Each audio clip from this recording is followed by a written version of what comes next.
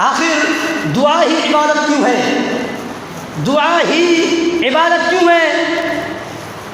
اس لیے کہ دعا ہر عبادت کا اہم رکن ہے۔ دعا ہر عبادت کا اہم رکن ہے، جیسا کہ نبی کریم صلی اللہ علیہ وسلم نے فرمایا الحج عرفہ، یعنی وقوف عرفہ حج ہے۔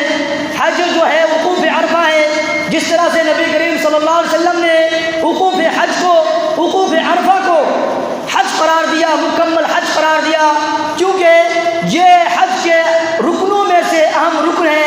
اسی طرح سے اللہ کے نبی نے دعا کو بھی عبادت قرار دیا، کیونکہ یہ دعا جو ہے ہر عبادت کا اہم رکن ہے۔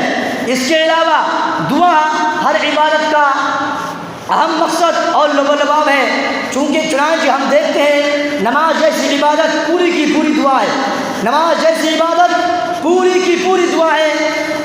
اس میں چاہے دعائے ثنا ہو یا دعائے طلب، اس میں جب ہم نماز پڑھتے ہیں، نماز شروع کرتے ہیں، تکبیر تحریمہ پڑھی جاتی۔ تکبیر تحریمہ کے بعد اس کا آغاز دعا سے ہوتا اور اس کا اختتام بھی دعا پر ہی ہوتا ہے۔ اور جب ہم سورہ فاتحہ پڑھتے ہیں، یہ سورہ فاتحہ بھی پوری کی پوری دعا ہے۔ جب ہم سلام پھیرتے ہیں، یہ سلام خود ایک دعا ہے۔ اور اسی طرح سے رکوع و سجود میں بھی دعا ہے۔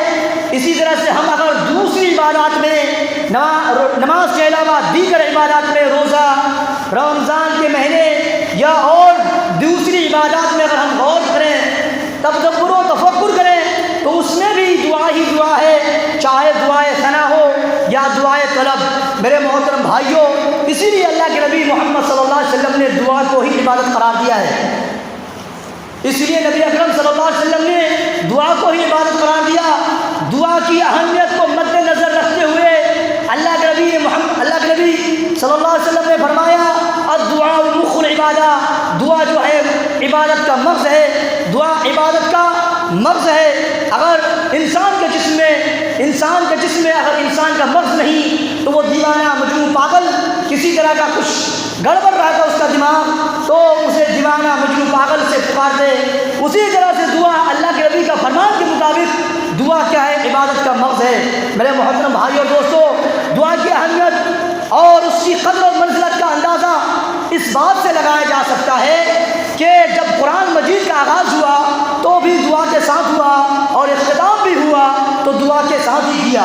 جیسے میں جب ہم قرآن مجید کا آغاز کرتے ہیں تو پہلی سورہ فاتحہ پوری کی پوری دعا ہے، اور اختتام میں جو آخری دو سورتیں ہیں وہ بھی دعاؤں پر مشتمل ہے، جن میں انسان ہر چیز کے شر سے اللہ تعالیٰ کی پناہ طلب کرتا ہے۔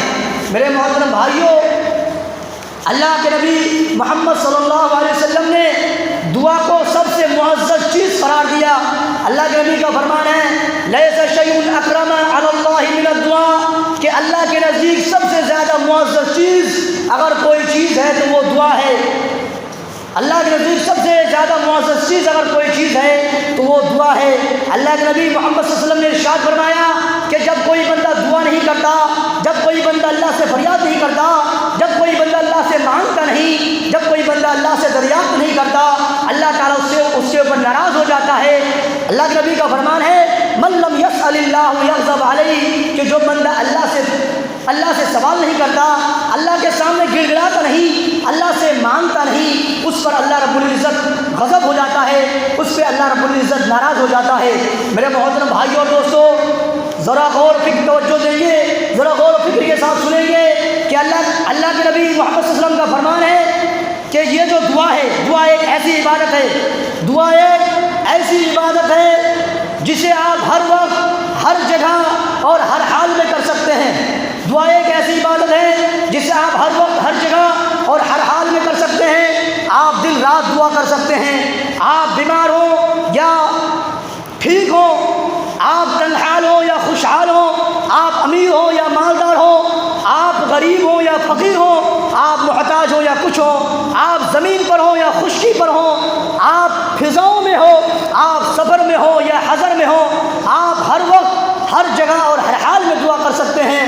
یہ ایک ایسی زندگی کا بہت بڑا وظیفہ ہے، یہ ایک دعا ایک زندگی کا بہت بڑا وظیفہ ہے جسے آپ ہمیشہ کر سکتے ہیں، ہمیشہ اللہ رب العزت کے سامنے فریادیں کر سکتے ہیں۔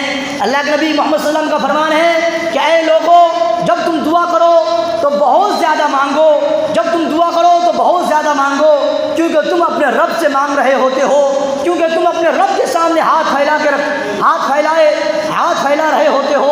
میرے محترم بھائیوں اور دوستو، دعا اس قدر عظیم عمل ہے کہ دعا کی وجہ سے مسائل و مشکلات، اللہ رب العزت مسائل و مشکلات سے بچا لیتا ہے۔ دعا اس قدر عظیم عمل ہے کہ دعا کی وجہ سے مصیبتیں ٹل جاتی ہیں۔ اللہ تبارک و تعالیٰ فرماتا ہے قرآن مجید کے اندر، قُلْ مَا يَعْبَأُ بِكُمْ رَبِّي لَوْلَا دُعَاؤُكُمْ فَقَدْ كَذَّبْتُمْ فَسَوْفَ يَكُونُ لِزَامًا۔ کہ اے نبی محمد صلی اللہ علیہ وسلم، آپ کہہ دیجئے کہ اگر تمہاری دعا نہ ہوتی تو میرا رب تمہارا کوئی نہیں پرواہ کرتا، اگر تمہاری دعا نہ ہوتی تو میرا رب تمہاری کوئی پرواہ نہیں کرتا۔ فقط تم تو جھٹلا چکے، فسوف یکون لزاما، ان قریب وہ عذاب بھی آئے گا، وہ دردناک عذاب بھی آئے گا جس سے بچنا محال ہوگا، جس سے بچنا ناممکن ہوگا۔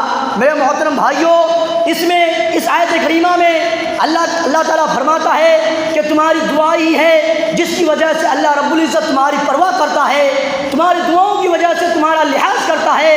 اگر یہ نہ ہوتی، اگر دعا نہ ہوتی تو اللہ رب العزت تمہارا کوئی پرواہ نہ کرتا، تم ہلاک و برباد ہو جاتے، تم نصف و نابود ہو جاتے۔ گویا کہ دعاؤں کی وجہ سے اللہ رب العزت ہلاکت و بربادی سے بچا لیتا ہے، دعاؤں کی وجہ سے اللہ تبارک و تعالیٰ ہمیں نصف و نابود ہونے سے بچا لیتا ہے۔ میرے محترم بھائیوں، اللہ کے نبی محمد صلی اللہ علیہ وسلم کا فرمان سنیے۔